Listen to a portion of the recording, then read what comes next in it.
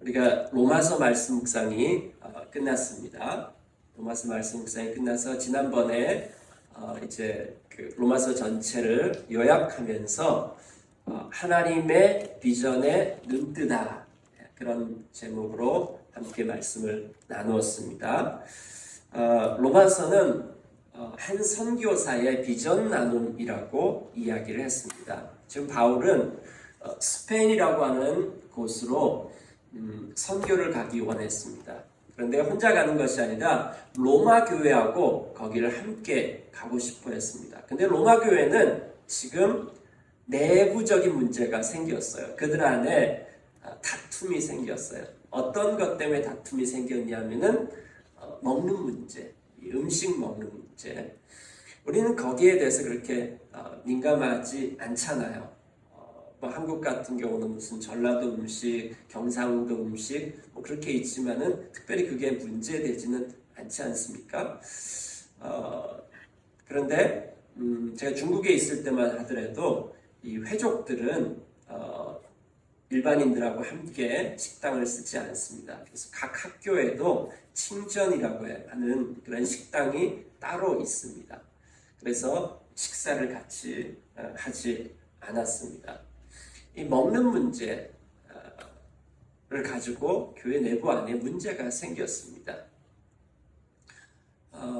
어떤 문제냐면요. 왜 그런 문제가 생겼냐면 로마 교회 안에 이방 출신의 그리스도인들이 있었고요. 그 다음에 또 유대인 출신의 그리스도인들이 있었습니다. 그러니까 유대인들은 음식 먹는 그 규정들이 있었거든요. 근데 이방인 출신 그리스도인들은 자유하게 그걸 먹으니까 그 안에 갈등이 생긴 것 같습니다. 그리고 또 하나는 유대인들은 어떤 날을 다른 날보다 더 특별히 여겼거든요. 또 그것 때문에 또 갈등이 생겼고요. 자, 내부 안에 갈등이 생기면 어떻습니까? 외부적인 일들을 하기가 힘들어지는 거죠. 로마 교회가 상태가 지금 그랬습니다. 그래서 자기들 문제에 완전히 함몰돼가지고 무슨 선교고 그 다음에 하나님 나라 일이고 이런 거에 관심을 가질 수가 없었어요. 그래서 바울이 어떻게 하면은 이 내부적인 문제에 가득 차 있는 이 사람들로 하여금 선교를 함께 하게 할 수 있을까? 그 방법은 객관적인 방법밖에 없었습니다. 하나님의 비전에 대해서 함께 나눈 것입니다. 이들로 하여금 큰 그림을 보도록 만든 것입니다. 하나님의 계획과 하나님의 큰 그림 가운데서 자기들의 문제를 볼 수 있도록 만들어 준 것입니다. 그냥 직접적으로 지적질하는 것이 아니라 하나님의 큰 그림 안에서 자신들의 문제를 보도록 만든 것이죠. 그것을 통해서 로마 교회가 회복되어지고 그래서 함께 스페인으로 선교 갔으면 좋겠다. 이런 마음에서 로마서를 썼다라고 얘기를 했습니다. 자, 오늘은 두 번째인데요. 의인의 삶에 눈뜨다. 이 제목으로 함께 나눌 텐데요. 오늘은 로마서 전체를 이 키워드 중심으로 우리가 함께 살펴볼 것입니다. 특별히 로마서 1장 16절, 17절 말씀을 볼 텐데요. 로마서 1장 16절, 17절 한번 봐보도록 하겠습니다. 로마서 1장 16절, 17절 우리 다 같이 한번 읽어볼까요? 나는 복음을 부끄러워하지 않습니다. 이 복음은 유대 사람들을 비롯하여 그리스 사람에게 이르기까지 모든 믿는 사람을 구원하는 하나님의 능력입니다. 복음에는 하나님의 의가 나타나서 믿음으로 믿음에 이르게 하나니 기록된 바 오직 의는 믿음으로 말미암아 살리라. 네.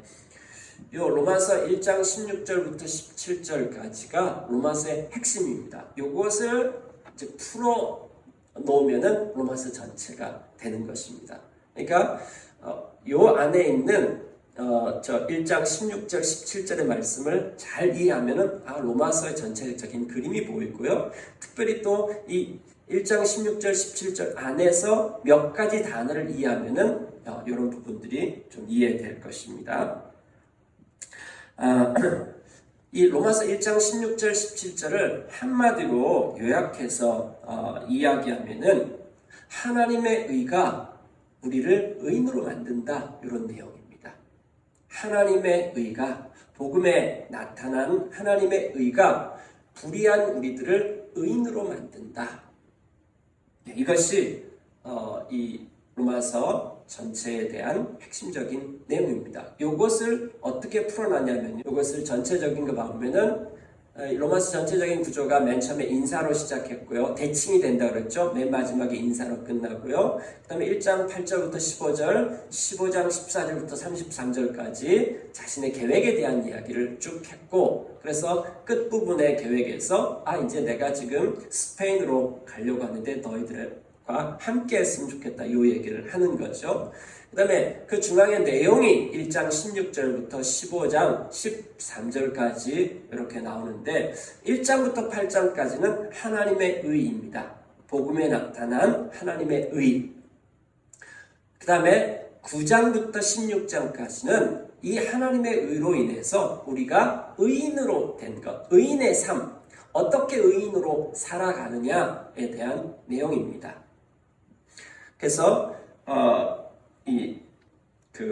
1장 16절, 17절을 확장한 것이 이 로마서 전체, 하나님의 의가 우리로 하여금 의인되게 해서 의인으로 살아가는데, 너희들이 지금 의인인가 아닌가 한번 살펴봐, 이렇게 로마 교회한테 이야기한 것이죠.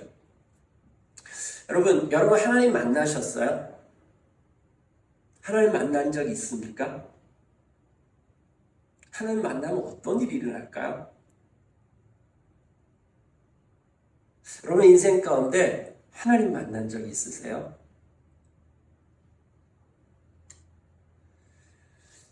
지금 태풍이 올라오고 있는데 어마어마하다라고 이야기를 하고 있습니다. 태풍 제대로 한번 맞으면 어떻게 됩니까?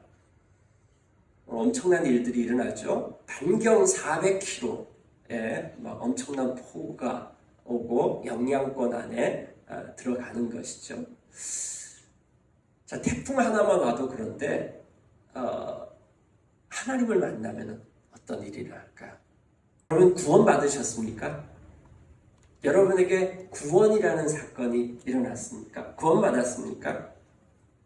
하나님을 만났다라고 하는 말을 다르게 표현은 구원 받았다라고 하는 표현으로 얘기할 수 있겠고요. 여러분 거듭났습니까? 거듭났다라고 하는 말, 그게 무슨 말이죠? 다시 태어났느냐라고 하는 것이죠. 중생, 거듭났는가? 자, 여러분들이 속에서 대답하시면 됩니다. 여러분은 하나님의 자녀가 되셨습니까? 하나님, 누구누구의 자녀인데 그거 말고 여러분 하나님의 자녀가 되셨습니까? 여러분들이 누구의 자녀가 되기 위한 어떻게 누구의 자녀가 될 수 있을까요? 태어나야 되죠. 태어나야 됩니다. 자, 근데 성경에 누구의 자녀가 된다라고 하는 이 자녀라고 하는 말 안에는 이 당시의 배경 가운데서는 의미가 좀 더 들어가 있습니다. 명확한 의미가 뭐냐면은 상속자라고 하는 것입니다. 상속자.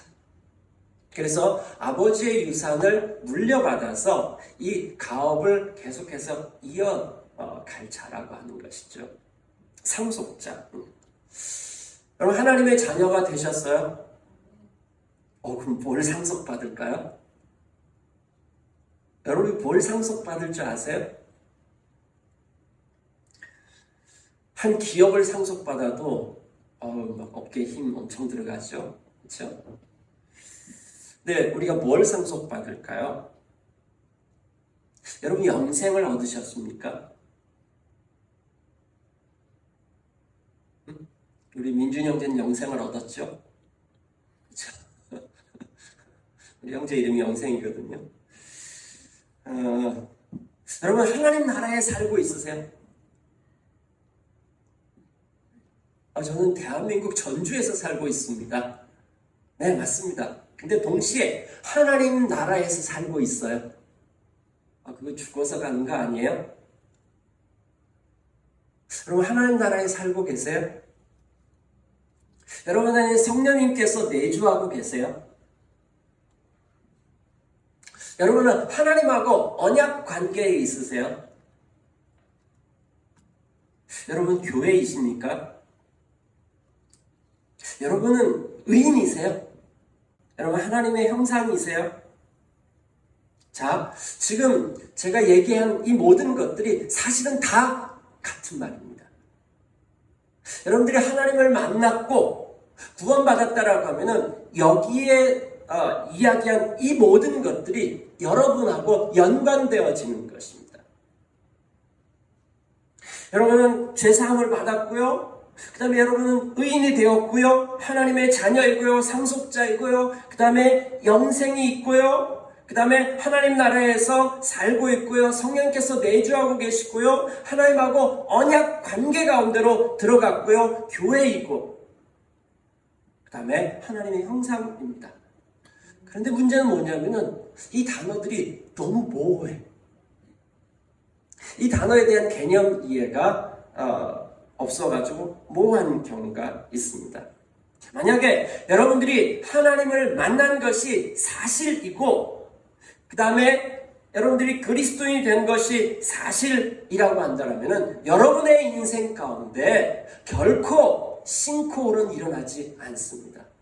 뭐가 싱크홀이죠?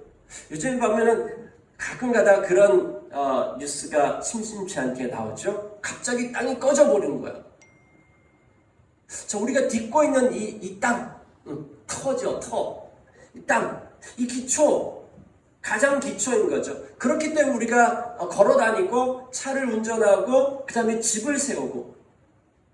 그런데 갑자기 땅이 꺼져버려요. 5m 꺼져버리고, 어떤 때는 막 엄청난 깊이로 이 땅이 꺼져버리는 거죠. 자, 언제 땅이 꺼질 줄 모르고 살아가는 거죠. 하루아침에 그냥 건물이 폭삭 주저앉을 수도 있는 것. 이런 것들이 일어나는 것이 싱크홀 같은 거죠. 자, 우리가 인생을 살아가는 데 있어서 갑작스럽게 어떻게 내 인생 가운데 이런 일들이 일어날 수 있을까? 네? 옆에 있는 사람이 갑자기 죽을 수도 있는 것이고요. 그 다음에 내가 직장에 대한 문제가 생길 수도 있는 것이고 가족에게 어떤 일들이 일어날 수도 있는 것이고 갑작스럽게 너무나도 당연하다고 생각했던 부분이 갑자기 사라졌어요. 그때 내 삶의 터가 무너진 것 같죠. 자, 이런 일들이 우리의 인생 가운데 일어날 수 있는 거죠.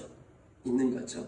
그런데 여러분이 하나님을 만났고 성령께서 여러분에 내주하고 계시고 그 하나님과 함께하는 삶을 산다면 그것이 일어날지라도 우리의 인생 가운데 그와 같은 싱크홀 같은 삶이 우리 가운데 일어날지라도 그것이 우리들에게 있어서 싱크홀은 되지 않습니다. 그 사건은 당연하게 일어날 수 있지만 그것 때문에 우리가 확 꺼져버린다든지 소망이 없다든지 그렇게 되지는 않습니다. 여러분이 하나님을 만난 것이 사실이라고 한다면 이렇게 고백할 수 있습니다. 로마서 8장 35절부터 39절 우리 다 같이 한번 읽어볼까요? 시작. 누가 우리를 그리스도의 사랑에서 끊을 수 있겠습니까? 환난입니까? 곤고입니까? 박해입니까? 굶주림입니까? 헐벗음입니까? 위협입니까? 또는 칼입니까? 성경에 기록된 바 우리는 종일 주님을 위하여 죽임을 당합니다. 우리는 도살할 양과 같이 여김을 받았습니다. 한 것과 같습니다. 그 다음에요. 그러나 우리는 이 모든 일에서 우리를 사랑하여 주신 그분을 힘입어서 이기고도 남습니다.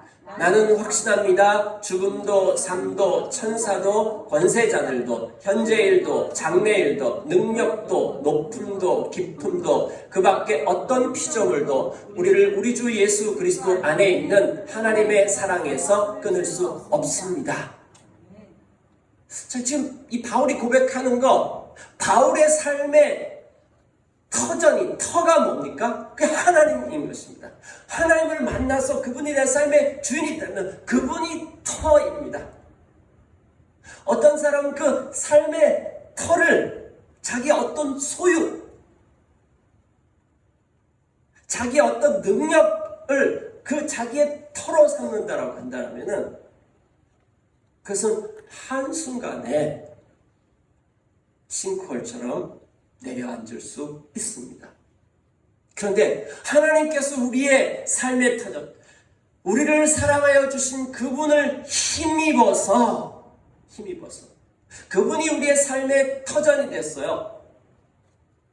그분을 만나고 난 다음부터 그분이 내 삶의 기초가 되고 반석이 되고 터전이 되었을 때는 그 어떤 것도, 죽음도 삶도, 현재일도 장래일도, 능력도 높음도 기쁨도, 그 어떤 것일지라도 우리로 하여금 싱크홀처럼 그렇게 무너지게 할 수 없다라고 하는 것입니다.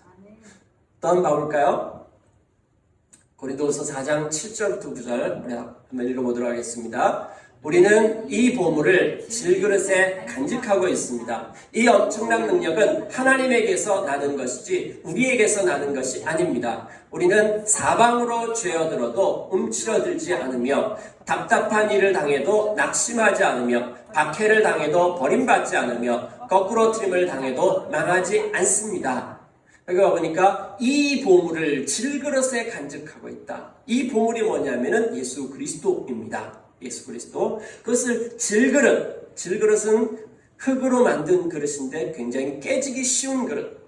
자, 예수님께서 우리 안에 와서 내주하시는 것, 우리가 그리스도를 믿는 것입니다. 우리가 그리스도를 주님으로 고백할 때 그 주님께서 우리 안에 와서 살고 계신다라고 하는 것입니다. 그때 이 엄청난 능력이 뭐냐면은 그 다음 밑에 설명해 주는 것입니다. 우리가 사방으로 우겨쌈을 당한다. 예전에 번역 우겨쌈인 거죠. 사방으로 우겨쌈을 당하는 것, 사면초가 같은 그런 일들이 일어날지라도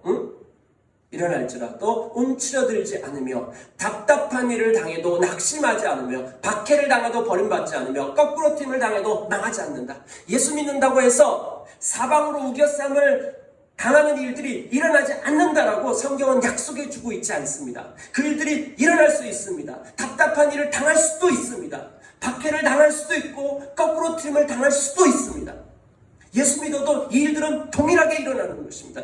여러분 예수 믿을지라도 여러분 병에 걸릴 수 있고요. 여러분 실패할 수도 있고요. 여러분 가운데 어려운 일이 다 생길 수 있습니다. 뭐가 다르냐? 그럼에도 불구하고 그 모든 것들이 생길지라도 그것이 우리를 우겨쌈을 당하지 않고 그 다음에 낙심하지 않고 버림받지 않고 그 다음에 망하지 않는다라고 하는 것. 이게 바로 우리 안에서 바볼 땐 너무 연약한 존재인데 우리 안에 계신 그리스도께서 연약한 이 우리들 가운데서 이 모든 것들을 해낸다라고 하는 것이죠. 이 엄청난 능력이 우리에게서 나오는 것이 아니라고 얘기하는 것입니다. 우리 한 사람 한 사람이 뭐가 대단하게 강력하고 그래서 나오는 거예요.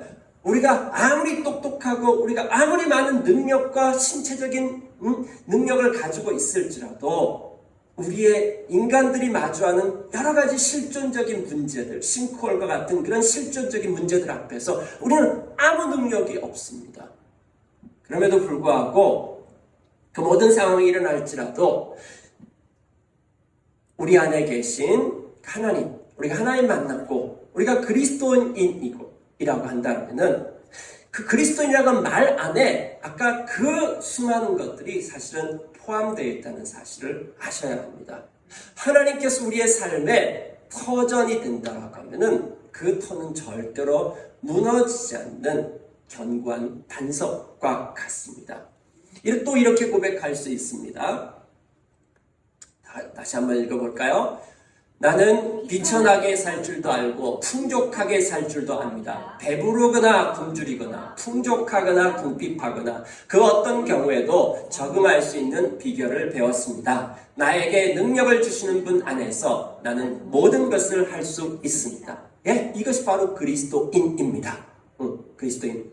우리는 비천하게 살 줄도 알고 풍족하게 그것 자체가 비천한 것이 나를 결정하지 못한다라고 하는 거예요. 풍족한 것이 나를 결정하지 못한다라고 하는 거예요. 배부르고 굶주리고, 그 다음에 또 우리의 어떤 삶의 환경, 자, 이런 조건을 가지고 있지 않냐? 그것이 우리를 어쩔 수 없다라고 하는 것입니다. 그 어떤 경우에서도 나는 일체의 비결을 배웠습니다. 나에게 능력을 주시는 분, 내게 하나님이 있습니다. 그 어떤 일을 당할지라도 이 모든 일들은 하나님하고 함께하는 일이라고 하는 것이죠. 이것이 주님을 만난 사람이라고 얘기할 수 있습니다.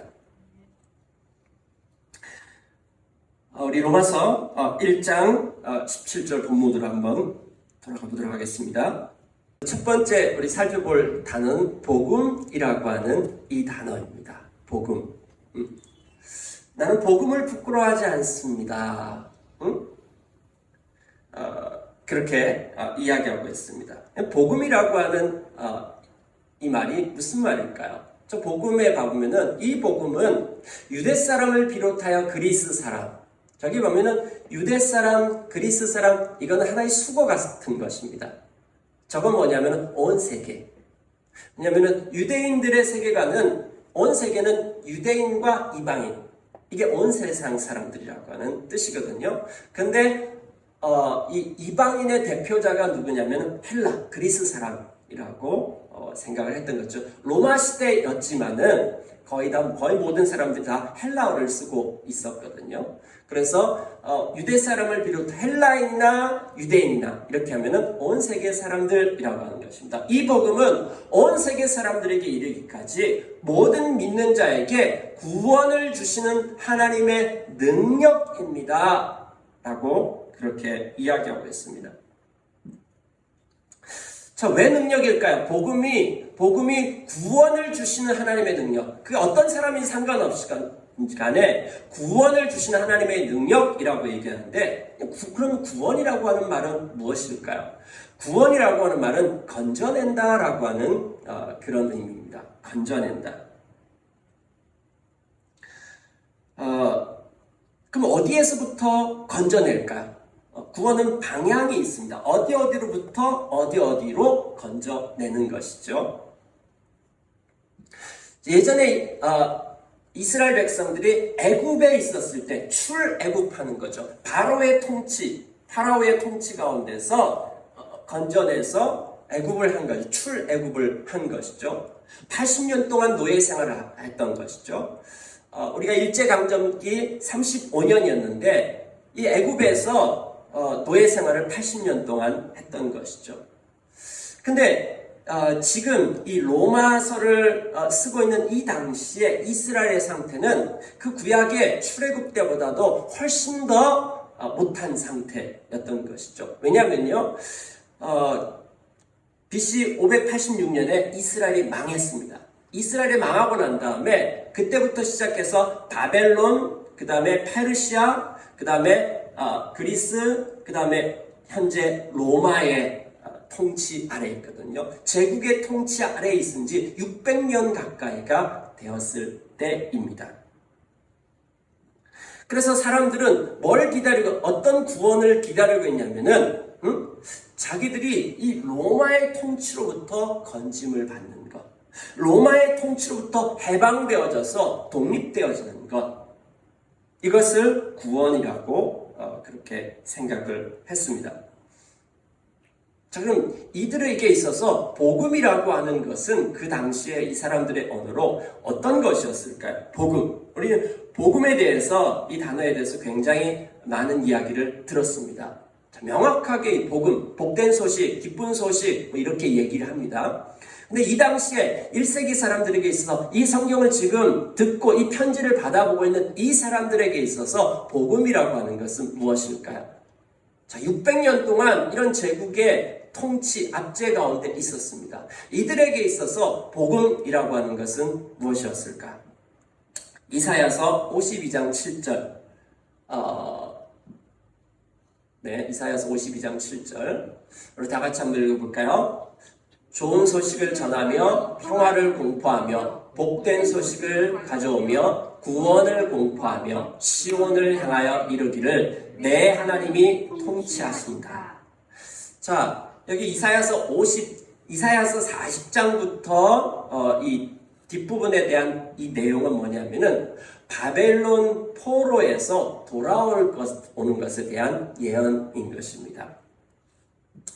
좋은 소식이 있다. 지금 바벨론한테 망해가지고 바벨론 포로로 이제 붙잡혀 간 것입니다.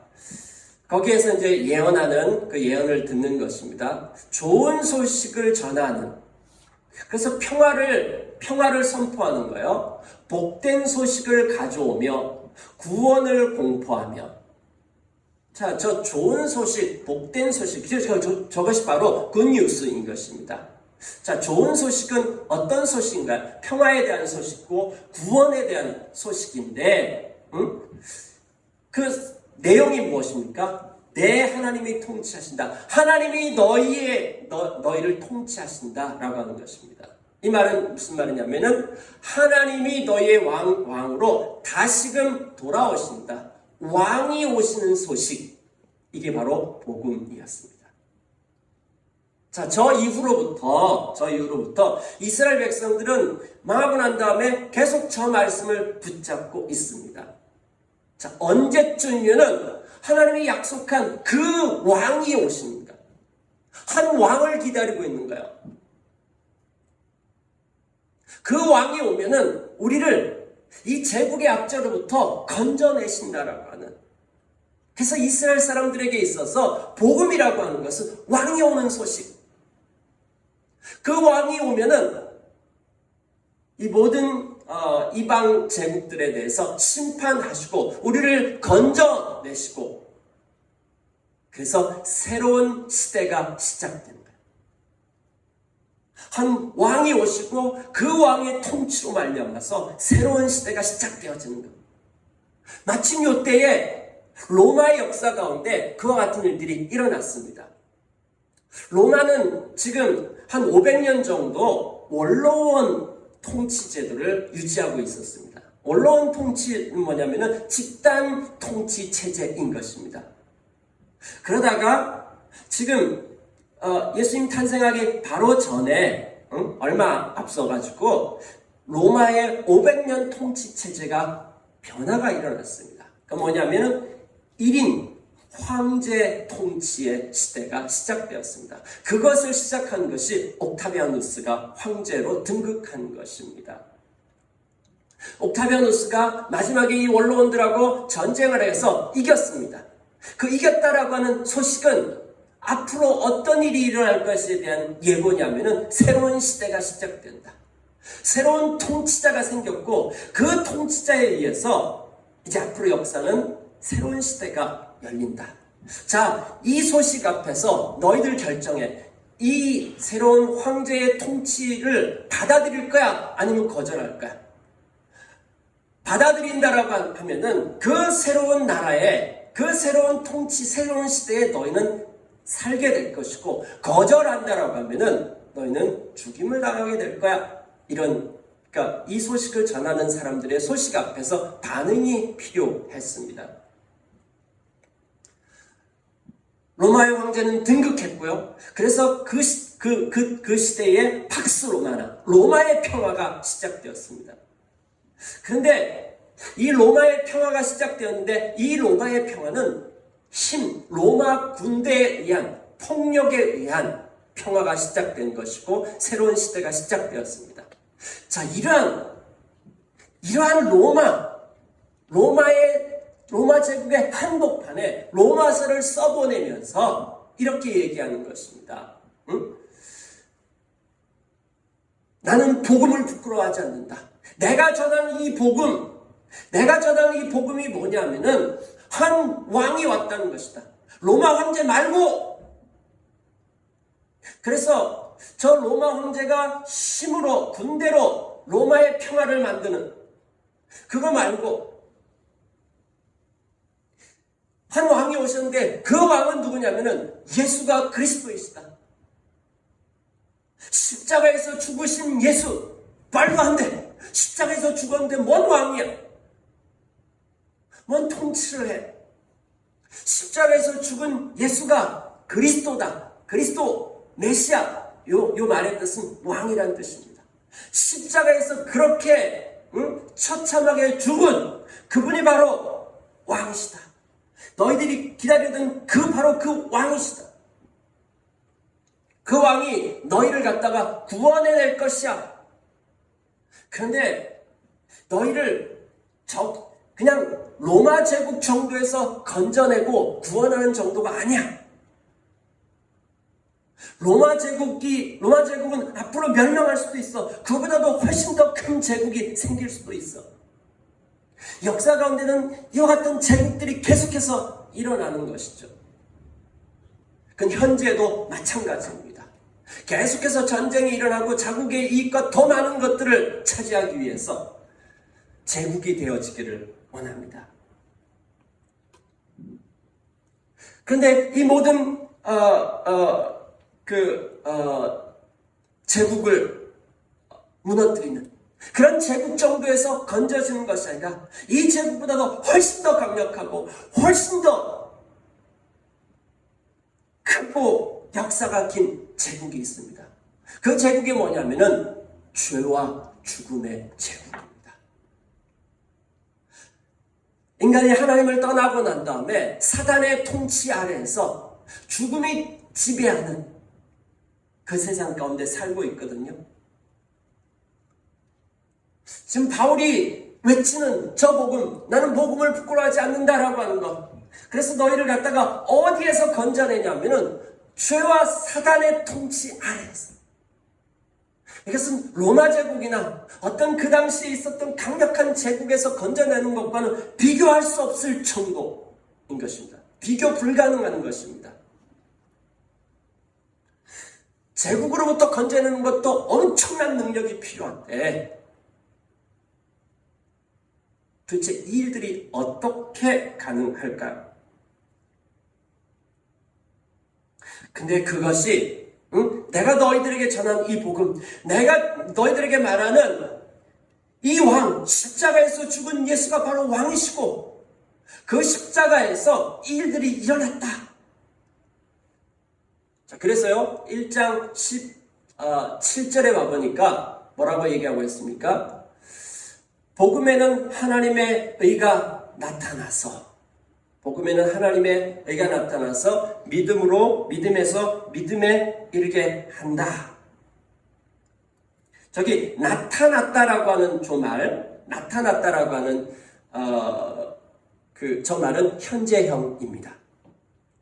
현재형. 그러니까 복음에는 하나님의 의가 나타났다라고 하는 저 말은 복음을 전할 때마다 그게 어느 장소이건 그 다음에 어느 때이건 상관없이 복음이 전파되어지는 그곳에서 계속적으로 이런 일들이 일어난다라고 하는 것입니다. 계속적으로 어떤 일이 일어나냐면 하나님의 의가 나타나서 사람들을 구원하는 그런 일들이 일어나고 불의한 가운데서 불의로부터 이 사람들을 건져내서 의롭게 만드는 이와 같은 일들이 계속해서 일어난다라고 하는 것입니다. 자, 복음이라고 하는 단어 이제 아시겠죠? 자, 복음, 우리가 복음을 안다. 복음을 통해서 예수가 주시라고 고백했어요. 그랬을 때 그분이 내 삶의 터가 되고 그분이 내 삶의 주인이 되어졌어요. 그분과 만났어요. 그랬을 때 우리 안에 구원이 일어나는 것이고 그분이 내 삶의 주가 되는 것이고 터가 되는 것입니다. 자, 두 번째는요, 의라고 하는 단어입니다. 의라고 하는 것은 도대체 무엇일까요? 의. 복음에는 하나님의 의가 나타나서 우리를 그렇게 건져낸다고 했는데 도대체 의라고 하는 것이 무엇인가? 하나님의 의가 나타나고 바로 그 의가 우리로 하여금 의인으로 살도록 만든다라고 하는 것입니다. 그럼 의라고 하는 단어가 무엇인가?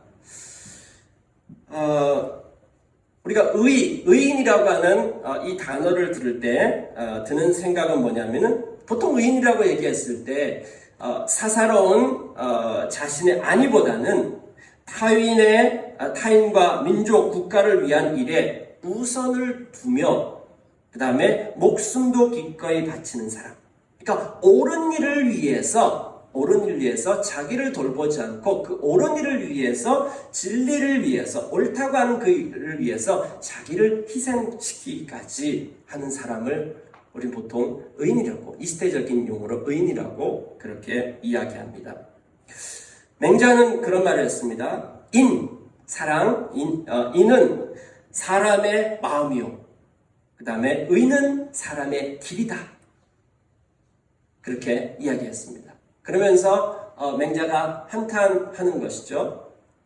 사람들이 자기네 집에서 기르던 닭이나 개를 잃어버리면 반드시 찾는데, 사람들이 마음과 길을 잃어놓고 인과 의를 잃어버려 놓고 찾지를 않네.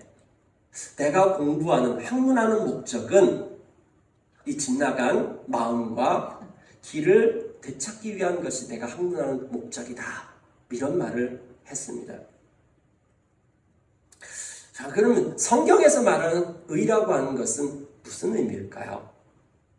먼저 저 의라고 하는 저 단어, 히브리어, 헬라어가 있습니다. 체덱, 그 다음에 디카에오스네라고 하는 원어적인 의미를 봤을 때, 원어적인 의미는 옳다, 바르다, 그 다음에 표준에 맞다, 뭐 그런 정도의 의미라고 볼 수 있습니다. 이것이 원어의 의미입니다.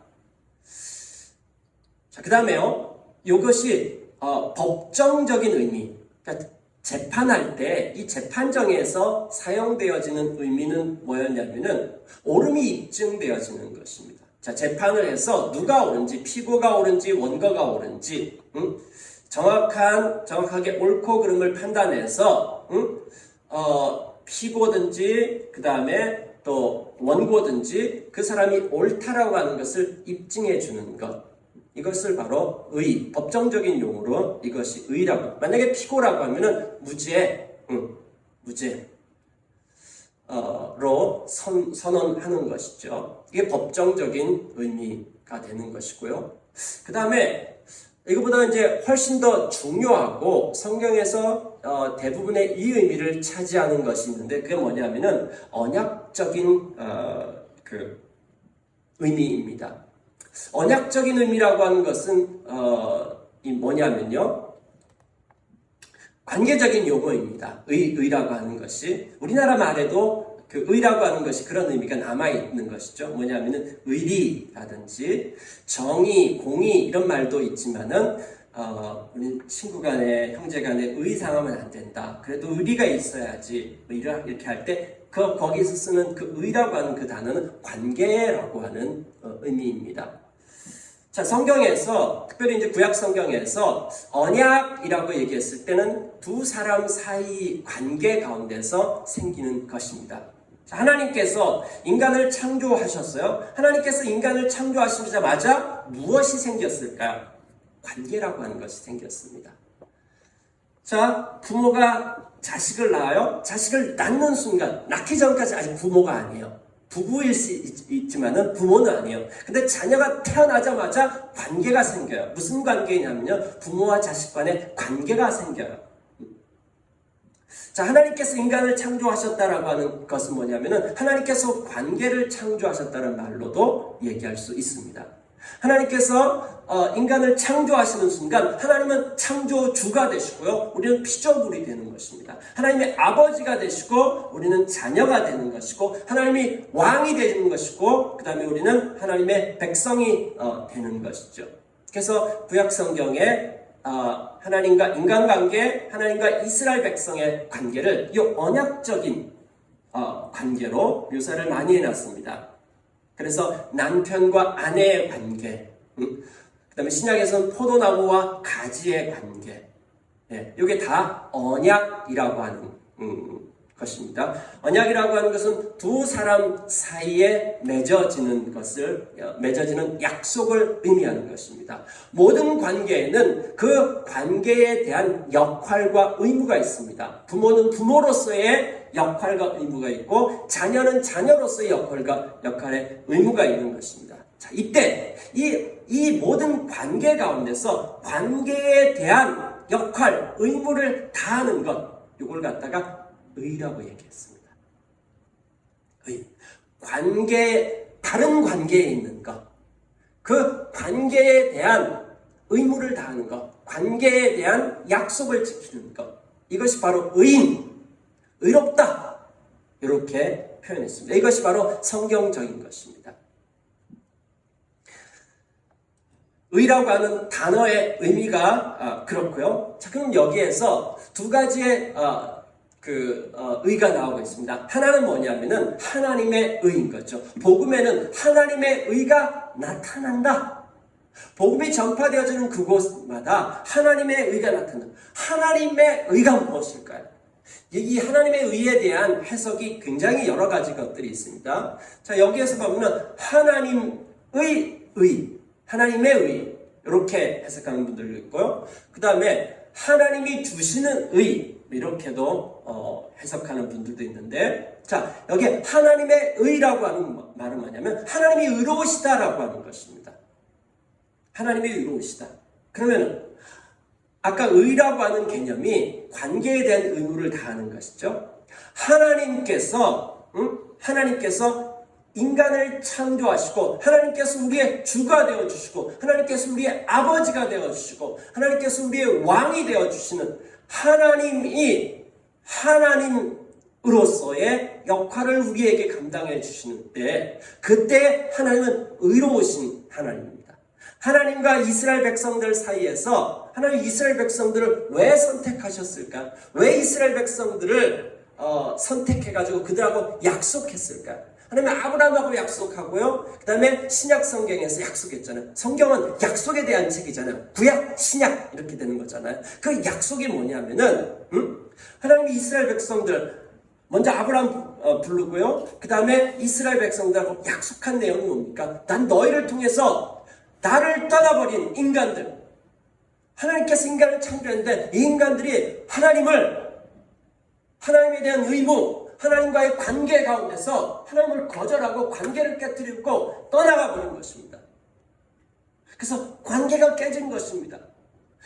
그렇게 떠나가 버린 인간들을 갖다가 불의하다라고 하는 것입니다. 관계에 대한 의무를 창조주이신 하나님, 그 하나님을 거절하고 떠나가 버린 상태, 이게 바로 불의한 상태예요. 이 인간들에 대해서 하나님은 여전히 우리에 대한 약속을 지키고 계시는 거예요. 하나님 홀로. 성경은 완전히 이 홀로아리랑 같아요. 하나님 우리에 대해서 계속해서 이 언약을 하나님 혼자 계속해서 지키고 계시는 거예요. 하나님은 신실하신 하나님이십니다. 이 약속에 대해서 신실하게 하시는 거예요. 자, 그걸 성경에서 한번 봐보죠. 출애굽기 3장인데요. 14절 15절인데 우리 다 같이 한번 읽어볼까요? 하나님이 모세에게 대답하셨다. 나는 곧 나다. 너는 이스라엘 자손에게 이르기를 나라고 하는 분이 너를 그들에게 보냈다고 하여라. 하나님이 다시 모세에게 말씀하셨다. 너는 이스라엘 자손에게 이르기를 여호와 너희 조상의 하나님 곧 아브라함의 하나님, 이삭의 하나님, 야곱의 하나님이 나를 너희에게 보내셨다 하여라. 이것이 영원한 나의 이름이며 이것이 바로 너희가 대대로 기억할 나의 이름이다. 네. 하나님의 이름을 여호와로 이렇게 소개해 줬습니다. 하나님 모세를 부를 때 그때는 상황이 절망적이었습니다.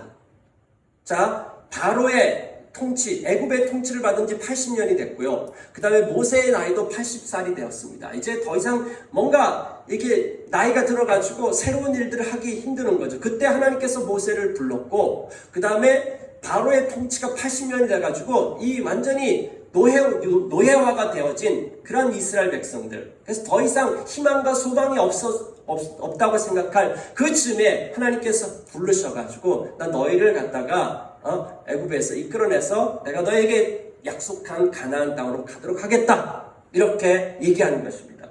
그때 모세가 물은 거죠. 당신 도대체 누구십니까? 그랬더니만은 하나님이 자기소개를 하는 거야. 나 여호와야. 저 여호와라고는 말의 의미, 나는 곧 나다. I am 이라고 얘기했는데요. 저 말은 나는 스스로 존재한다. 이 존재적인 개념이 아니라 히브리어에게 있어서는 이 비동사가 존재에 대한 개념이 아니라 히브리어에 있어서 비동사는 과거, 현재, 미래가 아니라 완료냐 미완료냐 두 개밖에 없습니다. 그래서 저기에 여호와라고 소개되어진 나는 곧 나다라고 하는 말이 미완료라고 하는 것입니다. 미완료라고 하는 말은 지금 완료되지 않아가지고 계속 동작 중이다라고 하는 것입니다. 그러니까 나는 곧 나다라고 하는 말은 나 지금 일하고 있어.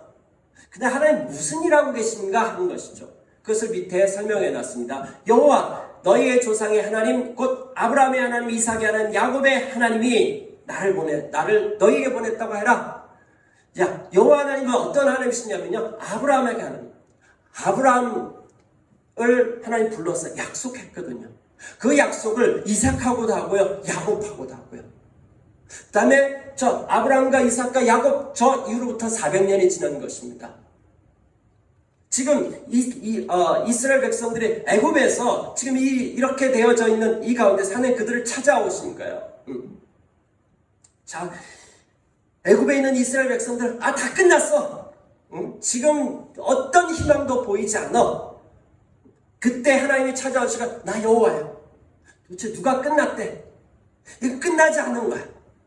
왜? 나는 지금 여전히 아브라함과 한 약속 나 지금 지키고 있어. 내가 너희들에게 400년 후에 일들이 일어나겠다고 약속했지. 난 지금 그 약속을 지키기 위해서 너를 찾아온 것이야. 난 너를 통해서 그 일을 할 것이야. 나는 여호와야. 이번 한 번만이 아니라 이것이 바로 너희가 대대로 기억해야 될 나의 이름이야. 하나님의 속성이, 하나님이 어떤 분이시냐면 하나님은 언약, 약속에 신실하신 하나님, 여호와 하나님이십니다. 여호와 하나님. 하나님께서 약속하신 것들에 대해서 반드시 성취하시는 것입니다. 우리 눈앞에 보이는 현실이 그렇지 않을지라도 하나님께서는 우리와 맺으신 언약, 하나님으로서의 그 의무를 다하시는 하나님이십니다. 자, 근데 이 여호와이신 하나님이 어디에서 나타났다고요? 복음에는 하나님의 의가 나타났다. 또 3장 21절에 보면 이제는 율법에 하나님의 한 의가 나타났다.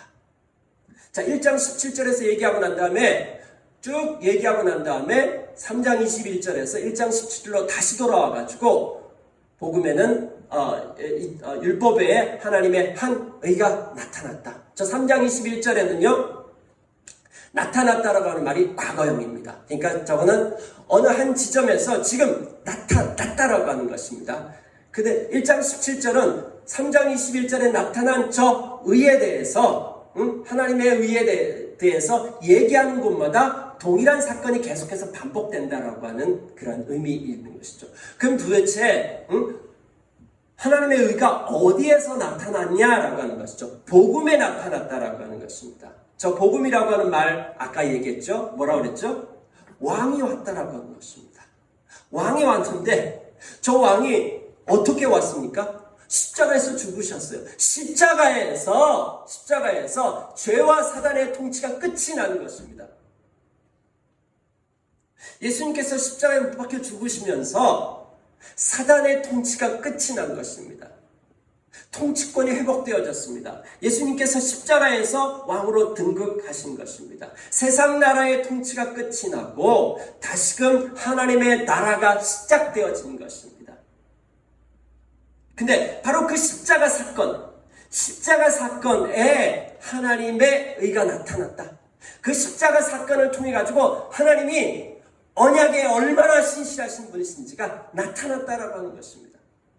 하나님이 이스라엘 백성들이요 말 되게 안 들었습니다. 1000년 동안 이 이스라엘 백성들을 하나님이 택해가지고 그들을 통해서 열방을 구원하기 원하셨는데 결국은 언약을 깨트리고 또 떠나갔습니다. 아람도 그랬고요. 그 다음에 또 하나님께서 한 민족을 택해서 그걸 행하시려 하는데 이스라엘 백성들도 그렇게 또 떠나간 것입니다. 그런데 하나님께서 그 언약을 계속해서 지키신다라고 하는 것이죠. 그것이 바로 십자가에서 나타났다라고 하는 것입니다. 그들을 위해서 예수님께서 그들을 대신하기 위해서 십자가에서 죽으신 그 사건, 바로 이것이 하나님이 언약을 지키고 계신다라고 하는 확실한 증거이다. 너희를 포기하지 않으시고 십자가에서 엉망진창이 된 이 세상을 바로잡는 그 일, 법정에서 재판하시는 그 일, 그래서 이 세상을 심판하고 바로잡으실 책임이 있으신 그 하나님의 일을 십자가에서 행하시는 것입니다. 폭력으로요? 아니요. 사랑으로요. 죽으심으로, 우리를 대신하는 죽으심으로 말미암아서 바로잡는 것입니다. 이 세상을 폭력으로 바로잡겠다라고 이렇게 얘기하는 모든 제국의 논리가 그거잖아요. 근데 그걸로 안 잡힙니다. 안 잡힙니다.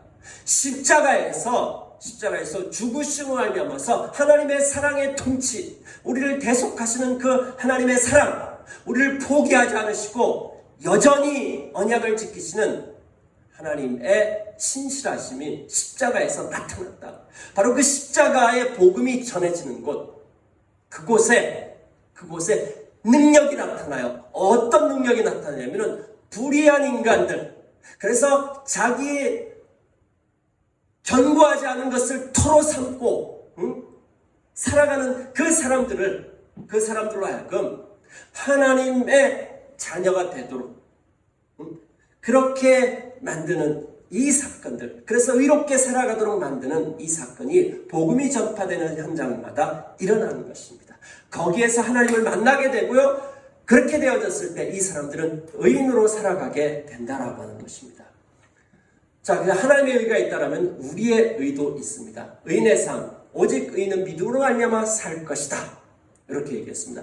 하나님이 약속에 신실하실 때 하나님이 하나님으로서의 역할을 감당하시는 것. 자, 그때 하나님은 의로우신 하나님이시고, 그러면 우리는 언제 의로운 사람이라고 성경이 얘기할까요? 그 마찬가지입니다. 하나님과 언약에 신실한 것, 하나님과의 바른 관계에 있는 것, 하나님을 주님으로 고백하면서 살아가는 것, 하나님을 예배하는 삶을 살아가는 것. 자, 인간이 하나님과의 바른 관계 가운데 있는 거예요. 하나님께서 인간을 창조하신 그 목적대로 살아가는 것, 하나님의 형상대로 살아가는 것, 이것이 바로 의인 것입니다. 어떤 것이 옳고 바른가, 어떤 것이 좋은가. 하나님께서 창세기 1장에 보면은 창조하실 때마다 보시기에 좋았더라고 했는데, 이 좋다라고 하는 말은 목적에 딱 맞았다라고 하는 것입니다. 하나님이 창조하신 목적에 맞게 살아가는 것, 그것이 바로 옳은 것이고요, 그것이 바로 선한 것이고, 그것이 아름다운 것이고, 그것이 빛이 나는 것입니다. 그런데 모든 사람이 죄를 범하였으므로 하나님의 영광에 도달하지가 못해요. 하나님의 영광을 잃어버린 것입니다. 그럼 예수 그리스도께서 이 땅에 오셔서 우리를 건져셔서 불의한 인간들을, 우리를 어떻게 그냥 죄 없다 하는 정도가 아니라, 죄 없다고 하는 정도가 아니라 예수 그리스도 통해서 우리를 옳다라고 얘기하시면서 우리로 하여금 의인, 하나님께서 원래 창조하셨던 하나님의 형상의 모습대로 우리를 갖다가 회복시키는 것이죠. 그래서 예수 그리스도의 통치 아래서 우리는 이제 의인으로 살아가게 되어지는 것이죠. 하나님이 창조하신 목적대로 회복하게 되어지는 것이죠. 이것이 바로 새 사람일 있는 것이고, 예수 그리스도의 통치 아래에서 새로운 시대의 삶을 살아가는 모습, 이것이 바로 그리스도인의 모습인 것입니다.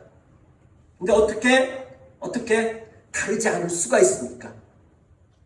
복음으로 말미암아서 폭탄은 우리를 갖다가 파괴하고 태풍도 우리를 파괴하지만은 그리스도와 함께 인카운트를 했을 때, 하나님과 만났을 때 우리는 파괴되어지는 것이 아니라 예전 것을 다 파괴하시지만은 온전한 것으로 회복시키시고 세우시는 일들이 우리 가운데 일어나게 되어지는 것입니다.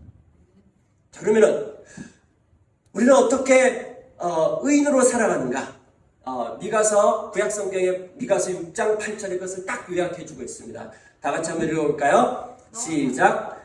너 사람아, 무엇이 착한 일인지를 주님께서 이미 말씀하셨다. 주님께서 너에게 요구하시는 것이 무엇인지도 이미 말씀하셨다. 오로지 공의를 실천하며 인자를 사랑하며 겸손히 내 하나님과 함께 행하는 것이 아니냐.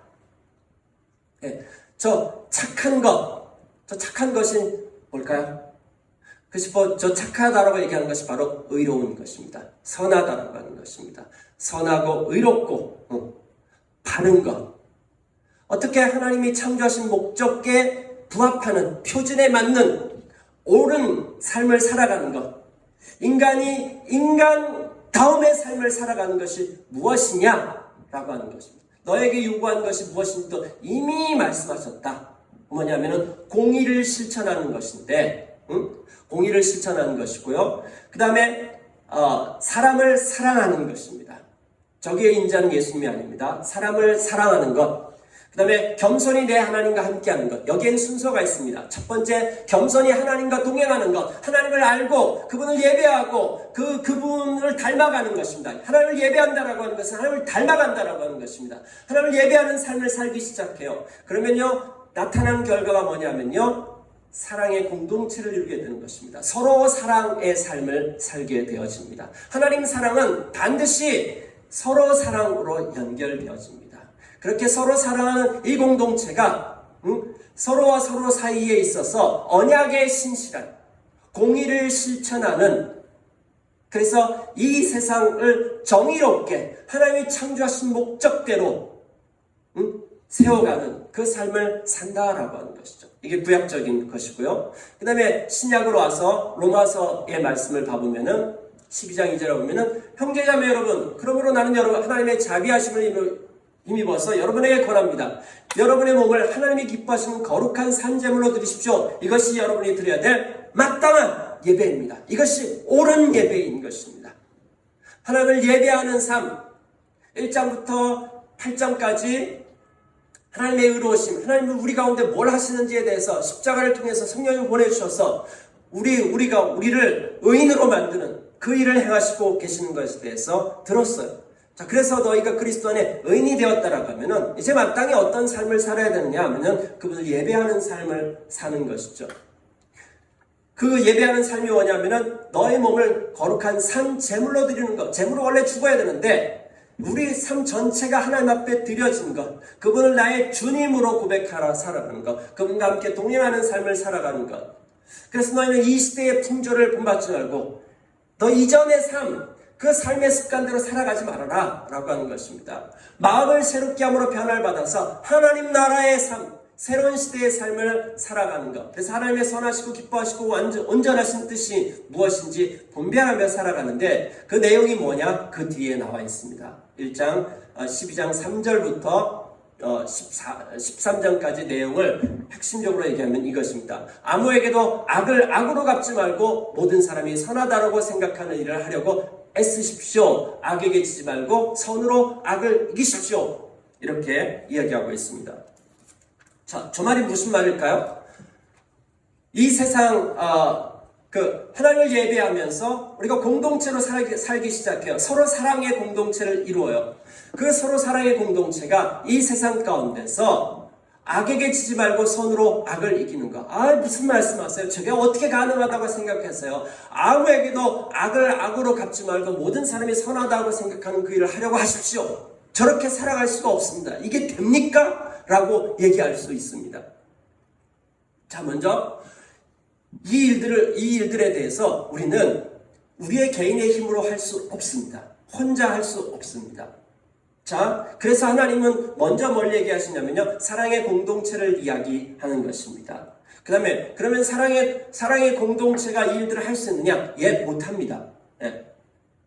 그래서 하나님 우리한테 이걸 갖다가 너희들이 성공해내 라고 하면서 말씀하시는 것이 아니에요.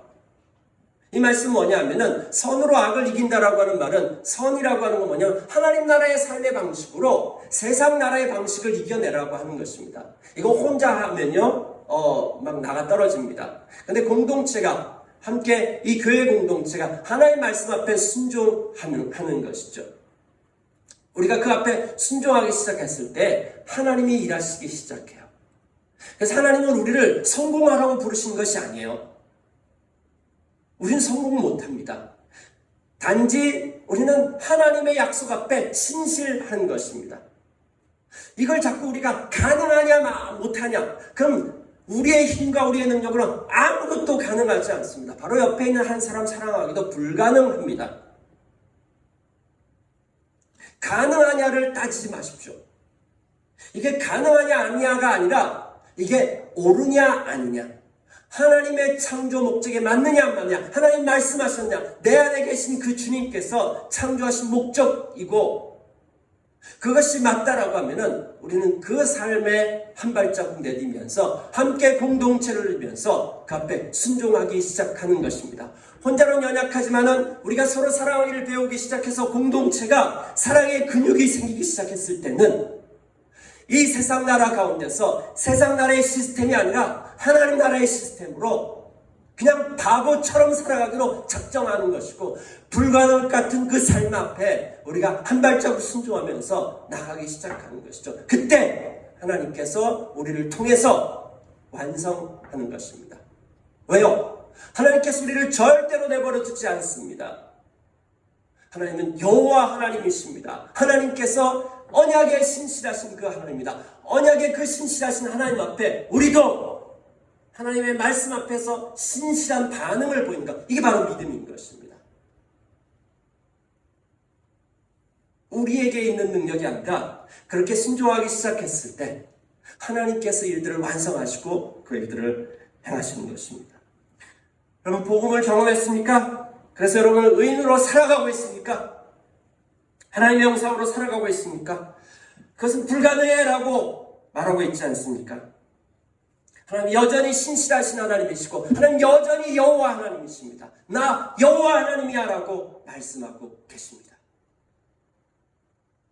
그 여호와 하나님, 하나님의 신실하심은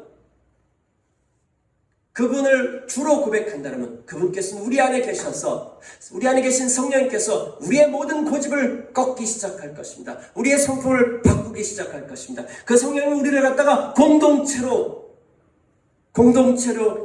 만드실 것입니다. 성령께서는 바로 그 길로 우리를 인도하시는 것입니다. 그 성령께서는 그리고 우리 그 공동체 안에 사랑의 근육이 생기기 시작했을 때 우리 가운데 하나님의 비전을 보여주기 시작할 것입니다.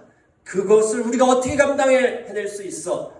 라고 한다면 우리를 통해서 그 일들이 일하지 않을 것입니다. 그러나 성령께서는 끊임없이 우리 가운데 일하시고 이 공동체를 세워가시는 것입니다. 그 성령께서 이끄시는 그 공동체는 그 공동체를 통해서 의인의 삶이 나타나는 것이고 하나님 나라의 모습이 나타나는 것입니다. 저것이 바로 하나님 나라의 삶이다라고 하는 것이 나타나는 것입니다. 이것이 바로 선으로 악을 이기는 삶인 것이고 이건 불가능한 것이 아닙니다. 우리가 보기에 불가능한 것 같지만 우리는 가능하냐 안 가능하냐를 따지는 것이 아니라 순종하기 시작하는 것입니다. 그때 하나님께서 우리를 통해서 이 일들을 행하시기 시작할 것입니다. 이 놀라운 역사가 여러분들의 삶 가운데 이 주비전 스토리, 이 전주 이 땅에서 일어나길 원합니다.